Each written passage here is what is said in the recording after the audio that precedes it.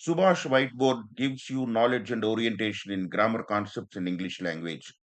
మీకు సులభమైన పద్ధతులలో ఇంగ్లీష్ గ్రామర్‌పై అవగాహన కల్పించి, ఇంగ్లీష్ లాంగ్వేజ్‌పై, క్రియేటివ్ ఎక్స్‌ప్రెషన్‌పై, స్పీకింగ్ అండ్ లిజనింగ్‌పై పట్టు సాధింపజేయడమే మా లక్ష్యం. ఈరోజు మన వైట్ బోర్డ్ టాపిక్ ఏంటంటే క్వశ్చన్ ట్యాగ్. క్వశ్చన్ ట్యాగ్ అంటే ఏంటి? దాన్ని ఎలా తయారు చేయాలి అని తెలుసుకోవడానికి మనం ఏం చేద్దామంటే ఫస్ట్ మీకు మామూలుగా ఒక సెంటెన్స్‌ని పరిచయం చేస్తాను చూడండి. Raju is going to Hyderabad. దీని మీనింగ్ ఏంటి? రాజు హైదరాబాద్ వెళుతూ ఉన్నాడు. ఇది ఒక అసర్టివ్ సెంటెన్స్. రాజు హైదరాబాద్ వెళుతూ ఉన్నాడు. దీన్ని క్వెషన్ కింద మార్చడం ఎలా? క్వెషన్ కింద మార్చాలంటే ఆల్రెడీ ముందు వీడియోస్‌లో మనకు తెలిసినట్టుగానే ఇక్కడుండే హెల్పింగ్ వెర్బ్ ఉంటది కదా! ఈ హెల్పింగ్ వెర్బ్‌ని ఏం చేస్తామంటే సబ్జెక్ట్ కంటే ముందు ప్లేస్‌కి పట్టుకెళ్ళిపోతాం. పట్టుకెళ్ళిపోతే క్వెషన్ తయారవుతది. ఇదిగో క్వెషన్ తయారు చేసిన సెంటెన్స్ దాని తర్వాత ఉంది చూడండి. Is Raju going to Hyderabad? Raju Hyderabad వెళుతూ ఉన్నాడా?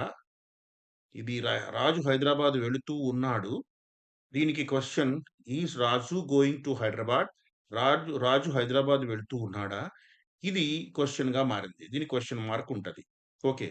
ఈ క్వెషన్ మార్క్‌లో మనకి కొంత ఇన్ఫర్మేషన్ ఈ క్వెషన్‌లో మనకు కొంత ఇన్ఫర్మేషన్ కావాలి. ఏంటంటే ఆ ఇన్ఫర్మేషన్ చూడండి. రాజు వెళ్తున్నాడో లేదో నీకు పూర్తిగా తెలీదు. తెలియకపోవడం వల్ల is Raju going to Hyderabad? Raju Hyderabad వెళ్తూ ఉన్నాడా? అని క్వెషన్ వేశావు. దీనికి ఇన్ఫర్మేషన్ కావాలి. ఏంటి ఇన్ఫర్మేషన్ వెళ్తున్నాడో లేదో తెలియాలి నీకు అది. కానీ మరొక టైప్ ఆఫ్ క్వెషనింగ్ ఉంటది. ఆ క్వెషనింగ్ ఏంటంటే అది కన్ఫర్మేటివ్ క్వెషనింగ్. మీదది ఇన్ఫర్మేటివ్ అయితే రెండోది కన్ఫర్మేటివ్. అంటే నీకు విషయం తెలుసు. కానీ కన్ఫర్మేషన్ తీసుకోవాలనుకుంటావు. ఎగ్జాక్ట్‌లీ చూడండి ఇక్కడ ఏమైందో. రాజు ఈస్ గోయింగ్ టు హైదరాబాద్. అంటే మీదన వాడిన అసర్టివ్ సెంటెన్స్‌ని అలా వాడావు. రాజు ఈస్ గోయింగ్ టు హైదరాబాద్ అని చెప్పి దీనికి ఈజంట్ హి అనే ఒక ట్యాగ్‌ని తగిలించావు. ఈజంట్ హి. ఈ అంటే దీని అర్థం ఏంటంటే చూడండి ఇక్కడ రాయబడింది ఇక్కడ చూడండి. రాజు హైదరాబాద్ వెళుతున్నాడు కదూ! అంటే రాజు హైదరాబాద్ వెళ్తున్నాడన్న సంగతి నీకు తెలుసు. కానీ కన్ఫర్మేషన్ అడుగుతున్నావు. అది నిజమా? కాదా? అని చెప్పి కన్ఫర్మేషన్ అడుగుతున్నాం అన్నమాట. ఇలా వాడేటటువంటి కన్ఫర్మేటివ్ క్వెషన్స్‌కి మనం ఏం చేస్తామంటే, అసర్టివ్ సెంటెన్స్‌కే మనం ఒక ట్యాగ్‌ని తగిలించడం జరుగుతాది. ఈ పార్ట్‌ని మనం ఏమంటామంటే, క్వెషన్ ట్యాగ్ అంటాం. ఇదిగో చూసారా? ఇది ఇక్కడ రాసాను. Is, isn't he, this is called question tag. దీన్నే క్వెషన్ ట్యాగ్ అని పిలుస్తాం.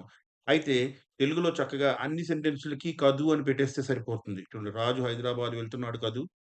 లేపోతే ఏది ఏది ఎన్ని సెంటెన్స్‌కి కదువు మాత్రమే. కానీ ఇంగ్లీష్‌లో అలా కాదు. ఇంగ్లీష్‌లో ప్రతి సెంటెన్స్‌కి కూడా ఒక సెపరేట్ ట్యాగ్ ఉంటది. ఈ ట్యాగ్‌లో ఏ భాగాలుంటాయన్నది ఇక్కడ మనం చూద్దాం చూడండి. ఇక్కడ ట్యాగ్స్ 2 రకాలుగా ఉంటాయి. ఒకటోదేంటంటే పాజిటివ్ ట్యాగ్, రెండోదేమో నెగెటివ్ ట్యాగ్. అంటే పాజిటివ్ సెంటెన్సెస్‌కి తయారు చే యాడ్ చేసేటువంటి ట్యాగ్‌ని పాజిటివ్ ట్యాగ్ అంటాం. నెగెటివ్ సెంటెన్సెస్‌కి యాడ్ చేసే ట్యాగ్‌ని నెగెటివ్ ట్యాగ్ అంటాం. ఈ ట్యాగ్‌లో భాగాలు ఏముంటాయంటే చూడండి ఫస్ట్ ఇక్కడ చూడండి కామా ఉంటది. కామా తర్వాత హెల్పింగ్ వెర్బ్ అంటే ఏదైతే ఆ సెంటెన్స్‌లో వాడబడిందో ఆ హెల్పింగ్ వెర్బ్ వస్తాది. తర్వాత ఇంట్ అనే నెగెటివ్ సైన్ వస్తది. తర్వాత సబ్జెక్ట్ వస్తది. తర్వాత క్వెషన్ మార్క్ వస్తది. ఇది పాజిటివ్ ట్యాగ్ అవుతుందన్నమాట. అలాగే నెగెటివ్ ట్యాగ్ అంటే కామా వస్తది. అలాగే అదే సెంటెన్స్‌లో వాడబడిన హెల్పింగ్ వెర్బ్ వస్తది. అదే సెంటెన్స్‌లో ఉండే సబ్జెక్ట్ వస్తది. అంటే ఈ సబ్జెక్ట్ ఏంటంటే ఇది ఇక్కడైనా కూడా ఒకటే అర్థం చేసుకోవాలి. ఇక్కడ సబ్జెక్ట్ అంటే అప్రోప్రియేట్ ప్రొనౌన్ వస్తదనమాట. ఓకే. ఇక్కడ కూడా అంతే. ప్రొనౌన్ వస్తది. ఆ తర్వాత క్వెషన్ మార్క్ వస్తది. ఈ రెండిటికి తేడా ఏంటంటే ఇందులో ఇంట్ అనే నెగెటివ్ సైన్ ఉంటది. ఇందులో ఉండదు. అర్థమైంది కదా! ఇది మాత్రమే డిఫరెన్స్‌గా ఉంటదనమాట. క్వెషన్ ట్యాగ్ మనకి చూడండి ఇక్కడ పాజిటివ్ ట్యాగ్ ఉంటది. నెగెటివ్ ట్యాగ్ ఉంటది. అంటే పాజిటివ్ సెంటెన్సెస్‌కి మనం పాజిటివ్ ట్యాగ్ వాడతాం. దీంట్లో భాగాలేంటంటే కామా ఉంటది. హెల్పింగ్ వెర్బ్ ఉంటది. ఇంట్ ఉంటది. తర్వాత సబ్జెక్ట్. సబ్జెక్ట్ అంటే అప్రోప్రియేట్ ప్రొనౌన్ వస్తది. ఒకప్పుడు సబ్జెక్ట్‌లో నౌన్ ఉందనుకోండి. దానికి సరిపోయే ప్రొనౌన్‌ని మనం వేయాల్సుంటది. తర్వాతేంటంటే క్వెషన్ మార్క్ ఉంటది. ఇలా 5 భాగాలుగా ఉంటదిది. అదే నెగెటివ్ ట్యాగ్ అయితే కామా ఉంటది. హెల్పింగ్ వెర్బ్ ఉంటది. సబ్జెక్ట్ ఉంటది. అప్రోప్రియేట్ ప్రొనౌన్, క్వెషన్ మార్క్ ఉంటది. ఇందులో ఇంట్ అనే నెగెటివ్ సైన్ ఉండదు. ఇప్పుడు దీన్ని మనం సెంటెన్సెస్‌లో పరిశీలిస్తే క్లియర్‌గా ఉంటది. ఇక్కడ చూడండి. Raju is driving the car isn't he దీని మీనింగ్ ఏంటి? Raju is driving the car. Raju car నడుపుతూ ఉన్నాడు కదూ అని అర్థం అనమాట.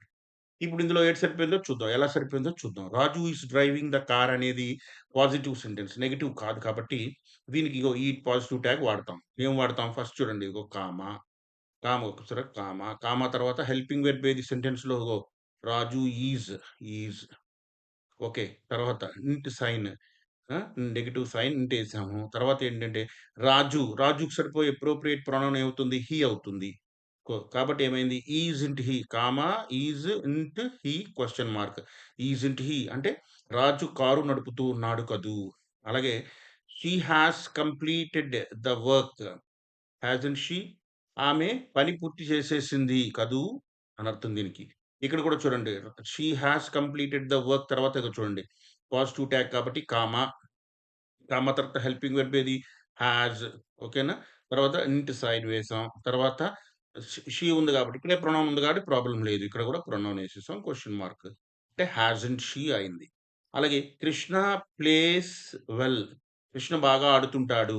దీనికి కదూ అంటే కృష్ణ బాగా ఆడుతుంటాడు కదూ అనాలంటే ఏం చేయాలి ఇప్పుడు ఇక్కడ? ఇక్కడ హెల్పింగ్ వెర్బ్. కానీ ఇక్కడ హెల్పింగ్ వెర్బ్ లేదు. ఇది ప్రెజెంట్ సింపుల్‌లో హెల్పింగ్ వెర్బ్ అయినప్పుడు ఏమవుతుందంటే డూ హెల్పింగ్ వెర్బ్ అవుతుంది. కానీ ప్లేకి చివర ఉన్న ఎస్ కూడా ఏమవుతది? వచ్చేసి డస్‌గా మారతది. కాబట్టి హెల్పింగ్ వెర్బ్ డస్ తర్వాత ఇంట్ సైన్ డస్ ఇంట్ తర్వాత కృష్ణ కాబట్టి అప్రోప్రియేట్ ప్రొనౌన్ హి ఏసాం. Question mark. డజంట్ హి అవుతది. తర్వాత చూడండి. He will complete the work. అతడు పని పూర్తి చేస్తాడు. ఇక్కడ విల్ ఉంది. విల్. కాబట్టి ఫస్ట్ పెట్టాం. తర్వాత విల్ ఇంట్ కలిపి వోంట్ అయింది. విల్ ఎయాలి. తర్వాత ఇంట్ సైన్ కనిపిస్తే వోంట్. తర్వాత ఏమైందంటే హీగా అప్రోప్రియేట్ ప్రొనౌన్ వచ్చింది. Question mark. అంటే వోంట్ హి అయిందనమాట. She is a doctor. తర్వాత ఏమైంది? ఈజింట్ షీ అయింది. ఎందుకంటే ఈజ్ ఉంది. షీ ఈజ్ ఇంట్ షీ క్వెషన్ మార్క్. తర్వాత they have a car. Haven't they? వాళ్ళకి కారు ఉంది కదూ! Sita can climb a tree. Can't she? Sita చెట్టు ఎక్కగలదు కదూ! అనడానికి చూడండి ఇక్కడ తర్వాత హెల్పింగ్ వెర్బ్ తర్వాత ఇంట్ సైన్ తర్వాత అప్రోప్రియేట్ ప్రొనౌన్ షీ తర్వాత క్వెషన్ మార్క్. కాంట్ షీ అయిందనమాట. అలాగే నెగెటివ్ సెంటెన్సెస్‌లో అయితే ఏమవుతుందంటే చూడండి. ఈ సెంటెన్స్‌లోనే నెగెటివ్ ఉంటది. అంటే they are not doing the work. Are they? They are not అంటే వారు పని చెయ్యట్లేదు కదూ! అని అర్థం వస్తది. కానీ ఇక్కడ నాట్ ఉంది కాబట్టి ఇందులో ఇంక ఇంట్ సైన్ ఉండదు. కామా హెల్పింగ్ వెర్బ్ ఆర్ తర్వాత సబ్జెక్ట్ దే క్వెషన్ మార్క్. అలాగే Sita hasn't paid the bill. Sita చూడండి ఇక్కడ. Sita has not paid the bill. Has she? ఇక్కడ ఏమైంది? ఇది కూడా నాట్ ఉంది. నెగెటివ్ ఉంది ఇక్కడ. నెగెటివ్ సైన్ ఉంది కాబట్టి ఇది నెగెటివ్ సెంటెన్స్. కాబట్టి ఇందులో కూడా ఇంట్ రాదు. కాబట్టి హాస్ వస్తది. Helping verb has. తర్వాత సీతకి అప్రోప్రియేట్ ప్రొనౌన్ షీ వస్తది. Question mark. Has she? తర్వాత Srinu doesn't try hard. Srinu గట్టిగా ప్రయత్నించడు. అక్కడ ఏముంది? డస్ ఆల్రెడీ హెల్పింగ్ వెర్బ్ ఉంది. డస్ హి అవుతుంది. శ్రీను మేల్ కాబట్టి హి వస్తుంది అప్రోప్రియేట్ ప్రొనౌన్. అలాగే he won't complete the work. చూడండి. అంటే విల్ హి అవుతుంది. ఎందువల్ల? వోంట్ ఇక్కడ నెగెటివ్ ఉంది కాబట్టి ఇక్కడ నెగెటివ్ రాదు. హెల్పింగ్ వెర్బ్ విల్ వస్తది. తర్వాత సబ్జెక్ట్ హి వస్తది. Question mark. She is not a doctor. Is she? ఆమె డాక్టర్ కాదు కదూ! They do not have a car. Do they?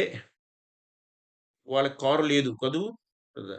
Sita cannot climb a tree. Can she? Sita చెట్టు ఎక్కగలిగి లేదు. కదూ అనడానికి కెన్ షీ నెగెటివ్ సెంటెన్స్ కాబట్టి ఇలా వస్తదనమాట. ఈ విధంగా క్వెషన్ ట్యాగ్స్ అనేవి డెవలప్ అవుతాయి.